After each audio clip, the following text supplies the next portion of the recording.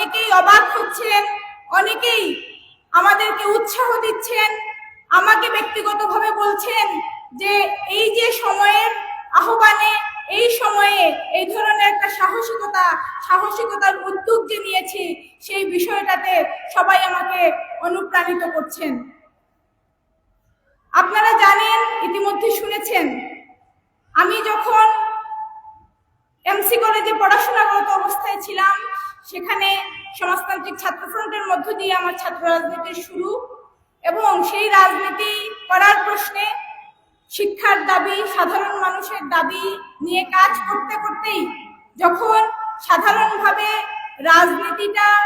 মানুষের জন্য করা, রাজনীতি মানুষের জন্য যে ভালোবাসা, এবং রাজনীতি মানে একটা উচ্চতর হৃদয় বৃদ্ধির জায়গা, এইরকম বিষয়ে যখন আমি উপলব্ধি করতে পারলাম, তার মধ্য দিয়েই আসলে সার্বক্ষণিকভাবে দলের কাজ করা এবং নারী আন্দোলনের কাজ, নারী অধিকার নিয়ে কাজ, সেই জায়গায় সিলেটে এবং ঢাকায় কাজ করা, এবং তারই ধারাবাহিকতায় আসলে এখানে নিজ এলাকায় মানুষের দাবিকে প্রতিষ্ঠা করার লক্ষ্যেই এই নির্বাচনে অংশগ্রহণ করা।